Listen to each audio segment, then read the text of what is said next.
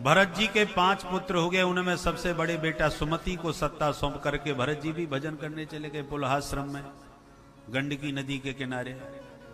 एक बार इन्होंने एक मृगी को पानी पीते देखा और इतने में शेर ने दहाड़ मारी तो मृगी ने छलांग मारी, मृगी का बच्चा पानी में ही पैदा हो गया।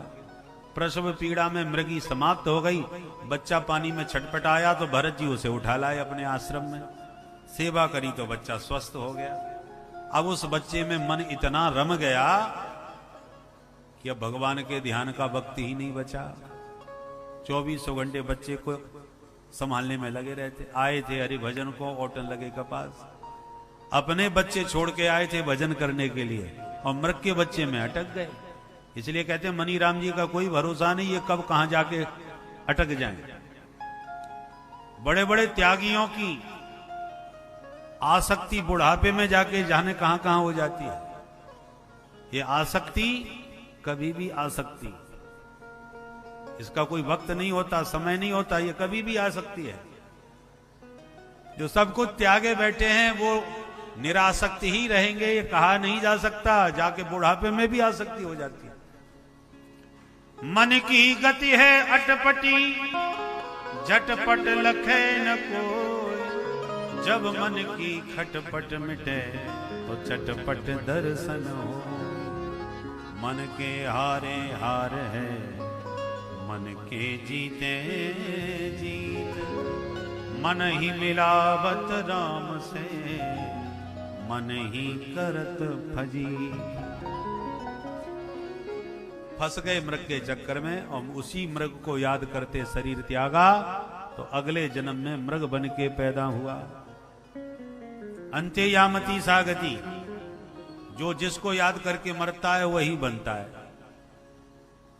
जैसे फोटो खींच रहा हो, आप तान करके बैठ गए, हमारा फोटो खींच रहा है, बढ़िया शकल बनाई और जैसी फोटो खींचा उसी समय झपक गई आंख, पता चला अंधा फोटो आ गया, आंखें बंद आ गई और आप कहो ये आपने पूरा सत्यानाश कर दिया हमारी फोटो का।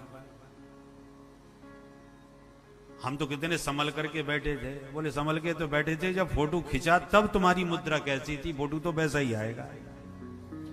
उसी प्रकार जिंदगी भर लोग भजन करते हैं और मरते समय चित्त न जाने कहां चला जाता है, उसका परिणाम ये होता है कि वैसा ही उनका पुनर्जन्म होता है।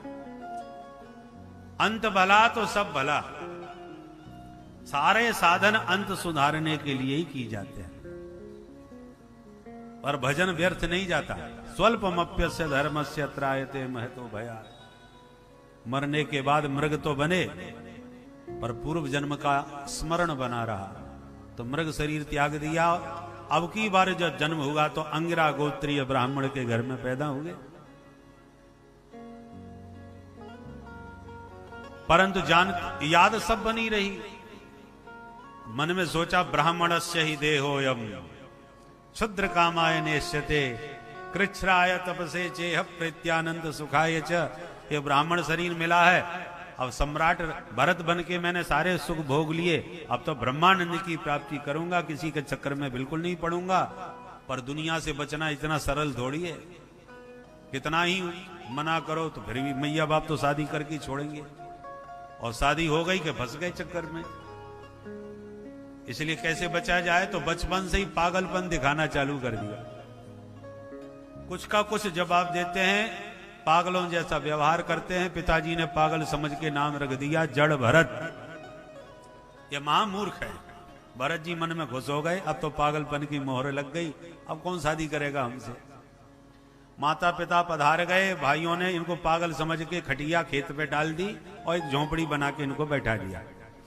एक बार एक डकैत को नरबली की जरूरत पड़ी, सो महाराज जी को ही उठा के ले गए, और जैसी इनकी बलि चढ़ाने को हो गए तो सहसो चचाट सैव देवी भद्रकाली। भद्रकाली ने प्रकट होकर तलवार छीन के सारे डकैतों की गर्दन काट दी और बाबा को बचा लिया। जड़ भरत जी उठ के चल दिए। अब ये देखिए अवधूत अवस्था, जब इनके गर्दन पर तलवार गिरने वाली थी तो न चिल्लाए, न गिड़गिड़ाए, न भागे, आंख बंद करके मस्ती में ध्यान में डूब गए। और जब जीवन दान मिल गया तो एक बार भी मां को प्रणाम करके धन्यवाद भी नहीं दिया कि मां तेरी कृपा से बच गया। कुछ नहीं, क्योंकि देह में बिल्कुल भी आसक्ति रह नहीं गई। यह है अवधूता अवस्था। बच गए तो खुशी नहीं, मर जाए तो कोई गम नहीं, क्योंकि जो मरेगा वो हम हैं नहीं। कपड़ा फट गया, दूसरा कपड़ा मिल जाएगा, पहन लेंगे। वासांसी जीर्णानि यथा विहाय। ऐसी स्थिति में जो महापुरुष रहते हैं वो अवधूत होते हैं। भरत जी चल दिए। सामने से रघुगण पालकी में बैठ के आ रहे थे। एक कहार बीमार हो गया। अन्य कहारों ने उस बीमार को हटा के बाबा जी को लगा दिया। हृष्ट पुष्ट शरीर था जड़ भरत जी का, सो लगा दिए आगे पालकी में। और कहार तो व्यवस्थित चल रहे हैं, बाबा मस्ती में जा रहे हैं। तो कैसे चले पालकी? नीचे देख के और जा रहे हैं, कोई चीटा चीटी न मरे। अचानक महात्मा ने चलते चलते कदम रखा और पैर के नीचे चीटा दिखाई पड़ा, तो बचाने के लिए छलांग मार दी। अब पालकी ढोने वाला छलांग मारे तो पालकी का हाल क्या होगा? बाबा ने छलांग मारी, पालकी डगमगाई, राजा की खोपड़ी चट। अब राजा का मूड खराब हो गया। हे बोढ़ारा, साधवत क्रमित विषम मुहियते यानम। अरे तुम्हें ठीक से पालकी चलाना नहीं आता क्या? कैसे चला रहे हो? डांटने लगे। अब अन्य कहार घबरा गए, कहीं इसके चक्कर में हमारी दुर्दशा न हो जाए। तो हाथ जोड़ करके सबने कहा, महाराज अयम अधुनैपि नियुक्तोपि न द्रुतम ब्रजति। अभी अभी हमने जिसे आपके सामने लगाया ये ठीक से नहीं चल रहा, बड़ा गड़बड़ कर रहा है, कभी कभी उछल जाता है, सारा बैलेंस बिगाड़ देता है। राजा ने झांक के देखा जड़ भरत जी का शरीर, वो तो हृष्ट पुष्ट मस्त थे। तो राजा मजाक उड़ाने लगे। ओहो बेचारा देखो कितना पतला दुबला है, 1.5 हड्डी का, एक एक नसें चमक रही हैं और पूरा बोझा उसी के कंधे पर है, सबसे पहले का वही तो ढो रहा है। इस प्रकार के व्यंग बाण चलाए। जड़ भरत जी पे कोई फर्क नहीं पड़ा, चलते गए। समझते सब हैं पर बोले कुछ नहीं। फिर कोई चींटा मिला तो फिर उछल गए। अब राजा का मूड ज्यादा खराब हो गया। प्रमत्तस्य करोमि चिकित्साम दंड पाणी रेव। मतवाले जानबूझ के नाटक कर रहा है, ऐसा दंड दूंगा कि जिंदगी भर याद रखेगा, मैं यमराज से कम नहीं हूं। अब ज्यादा ही तिल मिला गए राजा। तो जड़ भरत जी को अब बोलना पड़ा। क्यों बोले? बोले मैं नहीं बोलूंगा तो ये बोलता रहेगा, इसके बोलने से मुझ पर कोई फर्क नहीं पड़ेगा, पर एक संत का अपमान करने से ये जरूर नरक में गिरेगा।